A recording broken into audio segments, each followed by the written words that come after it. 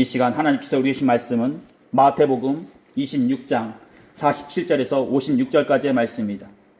마태복음 26장 47절에서 56절까지의 말씀. 제가 가지고 있는 성경책으로는 신약성경 47쪽입니다.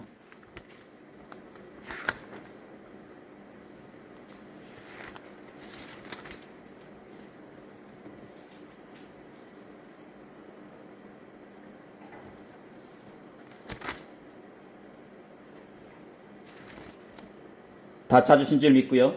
제가 앉아 읽고 여러분 앉아 읽다가 마지막 56절은요. 다 같이 읽도록 하겠습니다.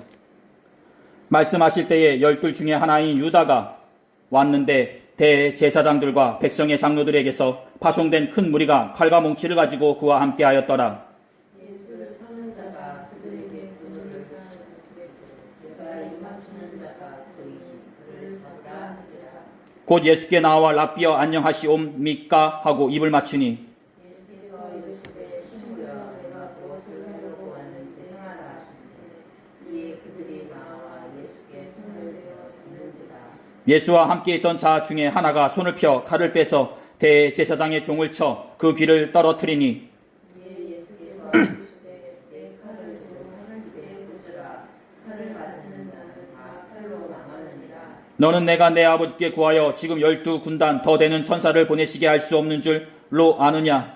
내가 만일 그렇게 하면 이런 일이 있으리라 하는 성령이 어떻게 이루어지겠느냐 하시더라. 그때 예수께서 무리에게 말씀하시되 너희가 강도를 잡는 것 같이 칼과 몽치를 가지고 나를 잡으러 나왔으냐. 내가 날마다 성전에 앉아 가르쳤으되 너희가 나를 잡지 아니하였도다. 그러나 이렇게 된 것은 다 선지자들의 글을 이르려 함이니라 하시더라. 이에 제자들이 다 예수를 버리고 도망하니라. 아멘.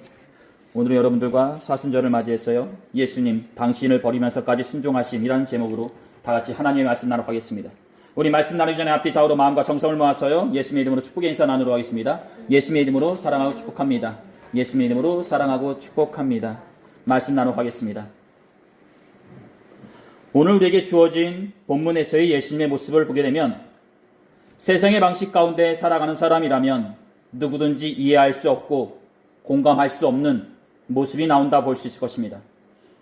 우리는 이 모습을 보면서 예수님께서는 하나님의 아들이시고 신적인 존재이기 때문에 그럴 수 있지라고 이해할 수 있겠지만 만약 이 모습을 우리를 빗대어서 생각하게 된다면 전혀 이해할 수 없고 공감할 수 없는 모습이라 말씀드릴 수 있을 것입니다. 즉 사람된 존재로서 어찌 자신을 잡으러 온 사람들에게 순순히 자기 자신을 내어줄 수 있고 칼과 몽치 앞에 그 어떤 반항 없이 사랑과 포용으로 감싸줄 수 있으며 나아가 사람된 존재로서 어찌 자기 자신을 버리면서까지 하나님의 말씀 앞에 순종할 수 있겠냐는 것입니다. 그러기에 오늘 우리에게 주어진 본문의 말씀을 세상적인 방식 가운데 살아가는 사람이라면 이해할 수 없겠지만 하늘의 방식과 하나님의 뜻을 헤아리는 사람이라면 조금은 이해할 수 있고 공감할 수 있는 모습이라 말씀드릴 수 있을 것입니다. 사랑하는 성도 여러분, 오늘의 말씀이 누군가에게는 전혀 이해할 수 없고 공감할 수 없는 전혀 피부도 와닿지 않는 말씀이다 하여도 누군가에게는 마음의 헤아림이 있고 도전을 받는 말씀일 것이라 믿습니다. 이 자리에 앉아있는 여러분들 또한 하늘의 방식과 하나님의 뜻을 헤아리는 분들로서 이 말씀 가운데 도전을 받고요. 자기 자신을 돌아보는 시간이 되시기를 두 손 모아 축원드립니다. 그렇습니다. 오늘의 말씀은 이렇습니다. 예수님께서는 마가의 다락방에서 최후의 만찬을 나누시게 되시고 바로 이어 제자들을 데리고 감난산으로 향하시게 되십니다. 그리고 이어 따로 세베대의 두 아들만 데리고 감난산 서쪽 기슭에 위치한 겟세마네 동산으로 올라가 땀이 빗방울처럼 떨어지도록 기도에 열중하시게 되신다는 것입니다. 그리고 이어 오늘의 말씀이 예수께서 체포당하신다 볼 수 있는데 이 체포당하시는 가운데 속에 예수께서는 그 어떤 반항이나 폭력 없이 순순히 하나님의 그 말씀 가운데 순종하시면서 예수님 당신을 내어주신다는 것입니다. 즉 불합리한 세상의 방식과 세력 가운데 대항하는 것이 아니라 하나님의 말씀 가운데 순종하시기에 그 세력에게 자기 자신을 내어준다라는 것입니다. 예수님께서 겟세마네 동산에서 기도를 마치시자 예수님의 제자 중에 하나인 유다가 한 무리의 사람들과 함께 칼과 몽치를 가지고 예수님 앞에 나타나게 됩니다. 즉 예수님에게 기도를 받거나 구원에 대한 간절한 마음으로 나아온 것이 아니라 예수님을 잡으려고 나아왔던 것입니다. 말씀하실 때 12 중에 하나인 유다가 왔는데 대제사장들과 백성의 장로들에게서 파송된 큰 무리가 칼과 몽치를 가지고 그와 함께 하였더라. 유다라 하면 예수님의 12 제자들 중에 하나로서 공동체 내에 회개를 담당하였던 자라 볼 수 있을 것입니다. 그는 명석하였고 야망을 가지고 있었으며 때에 따라서는 돈주머니에 있는 돈을 제 마음대로 쓰곤 하였던 사람이었습니다. 그런데 그런 사람이 대제사장과 바리새인들의 하속들을 데리고 예수님 앞에 나타났던 것입니다. 본문 47절에서 얘기해주고 있는 몽치라 하면 나무로 만든 곤봉이라 말씀드릴 수 있을 것입니다. 즉 칼과 몽치단 유다와 무리들이 예수님을 잡기 위해 나왔다라는 것을 말해주는 것이요, 한편으로는 세상적인 방식인 권력과 폭력을 상징하는 것을 말해준다 볼 수 있을 것입니다. 그렇습니다. 세상을 살아가는 가운데 속에 있을 때에 때로는 권력과 폭력이 세상의 기준이 되고 방식이 되시듯이 이들 또한 예수님이 행하고 계신 복음의 사역을 세상의 방식으로 해결하고 처단하려고 나아왔던 것입니다. 즉 하늘의 방식 가운데 하나님의 사역을 행하고 계신 예수님을 이 땅에 속한 권력자들과 기득권자들이 땅의 방식이라 할 수 있는 권력과 폭력을 사용하여 처단하려고 한다라는 것입니다. 유다는 먼저 예수님 앞에 나와 그분에게 입을 맞추게 됩니다.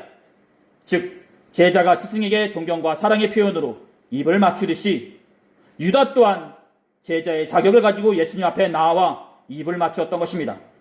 그런데 그 입맞춤이 기존의 존경과 사랑의 표현이 아닌 어떻죠? 예수님을 잡기 위한 무리들과의 약속이었다라는 것입니다.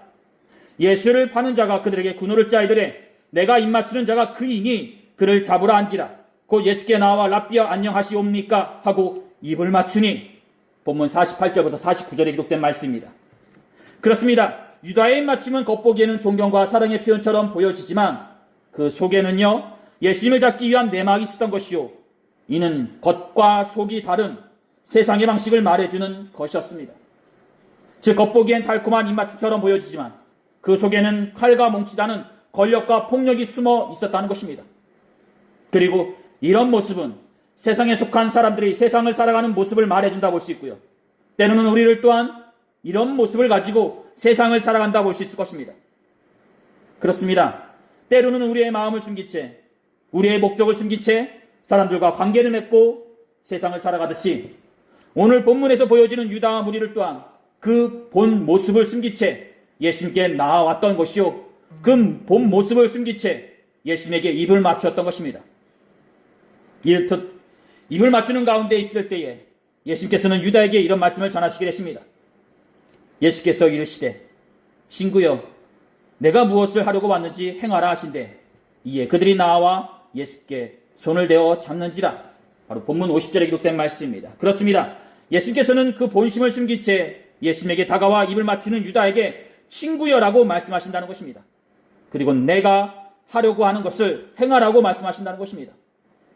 즉 예수님께서는 유다의 입맞춤 가운데 당신을 은삼십에 팔아넘긴 유다의 본심을 알았던 것이요 그 본심을 알고 있으니 더 이상 숨기거나 속이지 말고 행하라고 말씀하셨던 것입니다. 이에 이 말이 떨어지기 무섭게 무리들은 예수님께 달려들어 예수님의 손을 잡게 되고 이 장면을 보고 있던 제자 중에 하나인 베드로는 자신에게 있는 칼을 꺼내어 무리 중에 하나인 대제사장의 종 말구의 귀를 자르게 됩니다. 예수와 함께 있던 자 중에 하나가 손을 펴 칼을 빼서 대제사장의 종을 쳐 그 귀를 떨어뜨리니 본문에서는 예수님과 함께 있던 자 그리고 대제사장의 종이라고만 나와 있지 그들의 이름에 대해서는 나와 있지 않습니다. 하지만 이와 같은 내용이라 볼 수 있는 요한복음 18장 10절에서는 그들의 이름에 대해서 나와 있는데 이렇습니다. 이에 시몬 베드로가 칼을 가졌는데 그것을 빼서 대제사장의 종을 쳐 오른쪽 귀를 베어버리니 그 종의 이름은 말고라. 요한복음 18장 10절에 기록된 말씀입니다. 그렇습니다. 예수님께서 잡히시는 가운데 속에 제자 중에 하나인 베드로가 칼을 꺼내어 대제사장의 종 말구의 귀를 잘랐던 것입니다. 그리고 이런 모습은 당연한 인간의 모습이다 말씀드릴 수 있는 것이요 당연한 반응이라 말씀드릴 수 있을 것입니다. 즉 항상 선행을 베풀며 사람들 한 명 한 명을 사랑으로 감싸 주었던 분이 한순간에 칼과 몽치를 가지고 있는 자들에게 끌려간다면 누구든지 반항을 하고 누구든지 폭력을 행사하지 않겠냐는 것입니다. 이는 예수님의 입장에서는 굉장히 억울한 내용이라 볼 수 있고요. 제자들 입장에서는 굉장히 불합리한 대우를 받는 내용이라 볼 수 있을 것입니다. 아니, 예수님과 함께 있는 제자를 떠나서 사람이라면 누구든지 불합리한 대우를 받는다 생각할 것이요, 이에 대해 누구든지 반항을 하거나 폭력을 행사할 수 있다는 것입니다. 그렇습니다. 사랑하는 성도 여러분, 세상을 살아가는 사람으로서 칼을 칼로 맞대응하는 것은 당연한 모습이요, 불합리한 상황 가운데 그에 따른 대응과 폭력을 행사하는 것은 세상을 살아가는 사람이라면 당연한 모습인 것입니다. 즉, 지금 현재 베드로처럼 칼을 꺼내서 대제사장의 종 말구의 귀를 자른 모습은 당연한 모습이요, 누구든지 이런 상황 가운데 이런 행동을 행할 수 있다는 것입니다. 아니, 행한다라는 것입니다. 누구든지, 여러분들도 그렇고 저도 이런 상황에 처하면 당연히 베드로처럼 그렇게 행할 것입니다. 아니, 그렇게 행할지도 모르겠습니다. 그리고 그것이 맞는 모습이라, 이 땅을 살아가는 우리들의 모습이라 말씀드릴 수 있을 것입니다. 그런데 어떻죠? 이런 당연한 모습 가운데 예수께서는 순간 상황을 집중시키는 말씀과 행동을 행하시게 되신다는 것입니다. 이에 예수께서 이르시되 내 칼을 도로 칼집에 꽂으라. 칼을 가지는 자는 다 칼로 망하느니라. 본문 52절에 기록된 말씀입니다. 마태복음 26장 52절에 기록된 말씀입니다. 그렇습니다. 예수님께서는 칼로 맞대응하는 베드로에게 타이드리시 말씀하시며 칼을 칼집에 도로 꽂으라 말씀하신다는 것입니다. 그리고 이와 동일한 말씀이라 볼 수 있는 누가복음 22장에서는 베드로를 타이드는 것을 넘어 예수께서는 잘린 말구의 귀를 붙여주신다는 것입니다. 예수께서 이르시되 이것까지 참으라 하시고 그 귀를 만져 낫게 하시더라. 누가복음 22장 51절에 기록된 말씀입니다. 그렇습니다. 예수님께서는 당신을 잡으러 온 불합리한 세력의 귀를 다시 붙여주셨던 것입니다. 이는 말 그대로 오른쪽 뺨을 때리면 왼쪽 뺨도 돌려대고 오리를 가자고 하면 십리를 같이 가라 라는 말씀과 같은 행동이었던 것입니다. 즉, 예수님께서는 당신을 잡으러 온 사람들을 칼로 맞대응하기보다 사랑과 포용으로 감싸 주셨던 것입니다. 그리고 이런 말씀을 베드로와 모였던 사람들에게 전하게 되십니다. 너는 내가 내 아버지께 구하여 지금 12군단 더 되는 천사를 보내시게 할 수 없는 줄로 아느냐? 라고 말했죠. 당시에 한 군단이라면 6,000명의 보병과 120명의 기병으로 구성되어 있다 볼 수 있을 것입니다. 그런 측면에서 12군단이라면 72,000명의 보병과 1,440명의 기병을 말해준다 볼 수 있을 것입니다.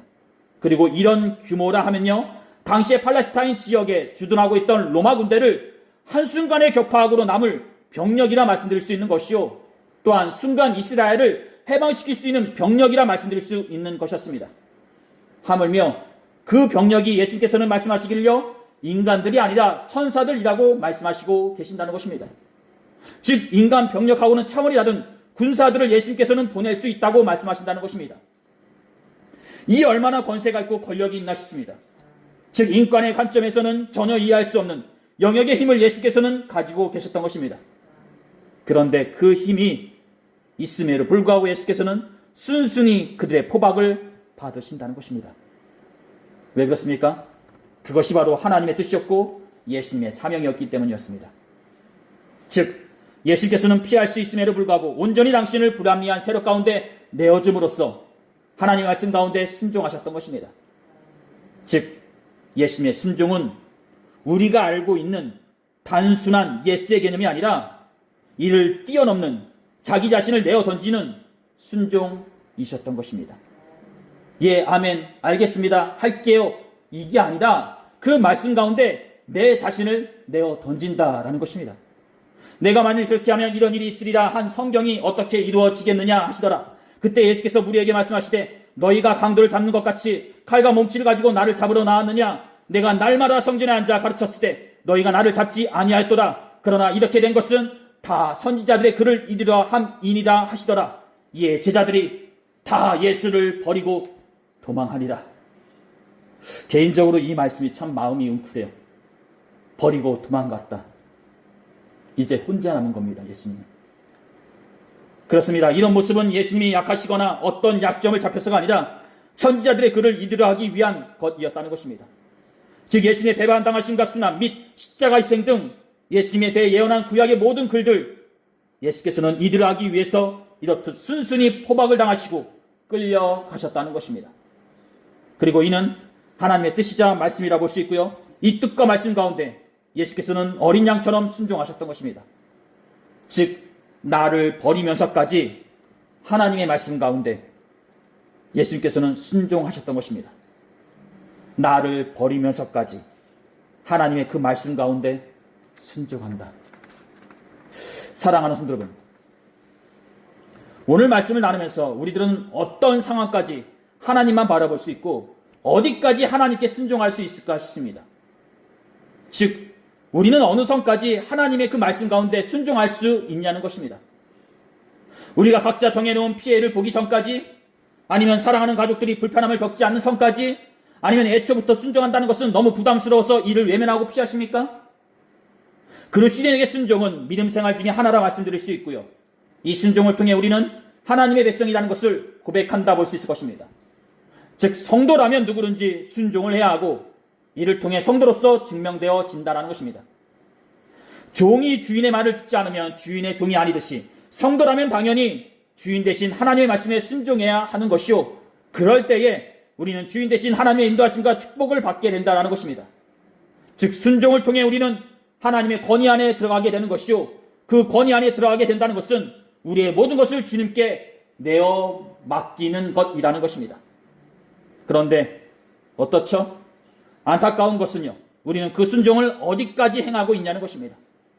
즉 주인 대신 하나님의 말씀을 어디까지 인정하고 어디까지 우리는 하나님께 내어 맡기는 자로서 있냐는 것입니다.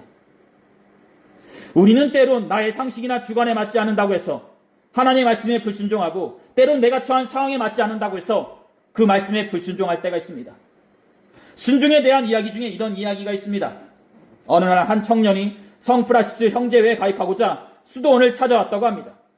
그는 형제회 위원들에게 수도원에 들어가 함께 수도하고 전도하며 생활하고 싶다고 포부를 밝히게 되었고, 그러자 위원들은 이 열의가 가득한 청년을 받아들일 것인가에 대해 고심을 하게 되었다고 합니다.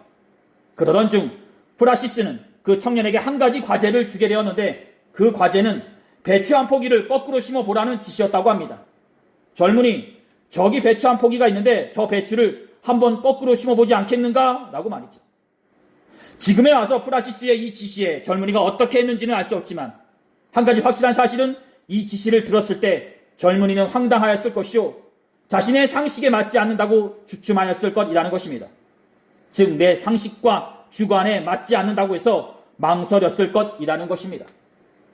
사랑하는 성도 여러분, 순종은 이해하기 때문에 순종하는 것이 아닙니다.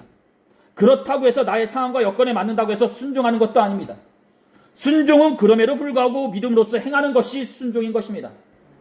즉 내 상황과 주관에 맞는다고 해서, 또는 이해가 되고 이익이 된다고 해서 순종을 하는 것이 아니라, 그럼에도 불구하고 심지어 내가 피해를 보고 어려움을 겪는다 하여도 믿음으로 행하는 것이 순종인 것입니다. 제가 알고 있는 한 목사님의 일화 중에 이런 이야기가 있습니다. 지금은 은퇴하셨지만 그럼에도 불구하고 활발하게 하나님의 일을 감당하고 계신다 볼 수 있는데, 그 목사님이 부산에서 목회하실 때 목회자들이 공부가 부족하다는 것을 의식하여 그 당시에는 흔하지 않았던 석사까지 공부하게 되었다고 합니다. 물론 지금이야 감리교단에서 목사 안수를 받으려면 대학원을 나오고 석사까지 졸업해야 하지만 감리교단의 목사 안수에 자격이 주어지게 되지만, 제가 전하고 있는 이 목사님이 목회하실 때는 굳이 대학원까지 나오지 않아도 대학교만 나와도 목사 안수를 받을 수 있는 자격이 주어졌던 때였습니다. 하물며 이 목사님께서는 목사님이 되시고 목회도 잘하셨던 분이셨습니다. 하지만 그럼에도 불구하고 신학과라는 자체가 다른 학과에 비해 성적이 조금 떨어지는 것을 의식하여 공부에 더 매달렸던 분이셨습니다. 물론 목사님께서는 머리가 좋으신 분이셨고요. 저에게 이분은 감리교단에서 몇 분 되지 않는 존경하는 목사님 중에 한 분이라 말씀드릴 수 있을 것입니다. 이분이 대학원 마지막 학기 때 논문까지 다 쓰시고 제출만 하시면 되는 상황이었다고 합니다. 그런데 어느 날 기도를 드리시다가 그 논문을 나에게 바치면 안 되겠냐는 하나님의 음성을 듣게 되었다고 합니다. 대학원 졸업시험을 모두 다 통과했고 논문도 잘 쓰여져서 제출만 하면 되는 상황이었다고 합니다. 그런데 갑자기 그 논문을 나에게 바치면 안 되겠냐는 하나님의 음성을 듣게 되니 처음에는 그 음성을 외면하고 싶었다고 합니다. 그런데 그 음성을 외면할수록 계속적으로 들려오더랍니다. 그렇게 하루, 이틀, 시간이 지나게 되고 논문을 제출해내는 마지막 날짜까지 오게 되었다고 합니다. 그런데 그 음성을 외면할수록 가슴에 뭔가 탁 얹혀져 있는 것처럼 답답하더랍니다. 목사님께서는 논문을 제출해야 되는 그 마지막 날짜까지 십자가 아래서 기도를 하시면서 매달렸다고 합니다. 그런데 그 하나님의 음성은 변함이 없었고요. 나중에는 그 말씀에 순종하여 학교에 전화해서 누구누구 목사인데 석사 논문 제출 안 합니다라고 말씀을 전하시게 되셨다고 합니다.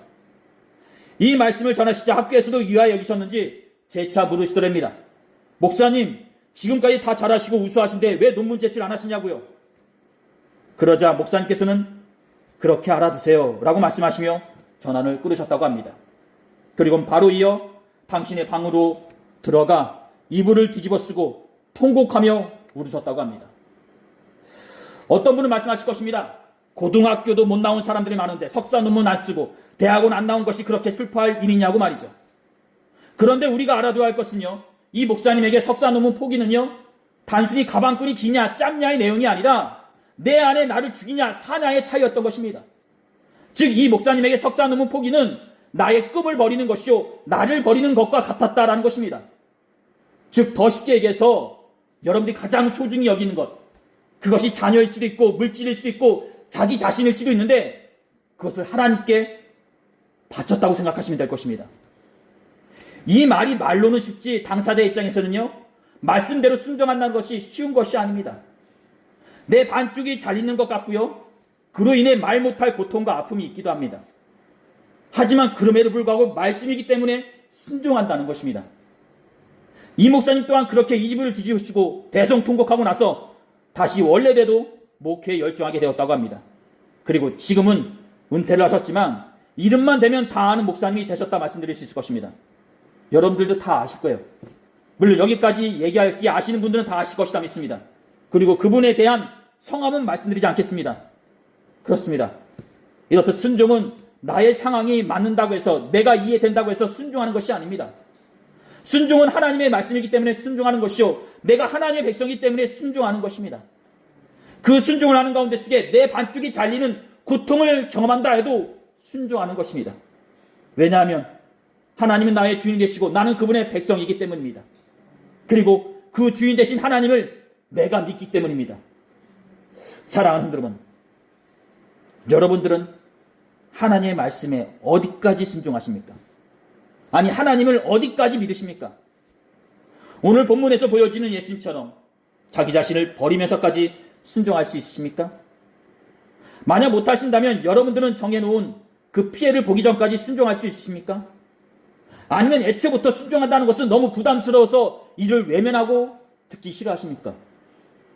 우리는 때로는 세상적으로 만들어 놓은 물질이나 권세 앞에서는요, 서슴없이 내 자신을 걸고 맡길 수 있는데요, 우리가 믿고 있다고 얘기하는 하나님의 말씀 앞에서는 그 어떤 믿음이나 순종도 행하지 못할 때가 있습니다.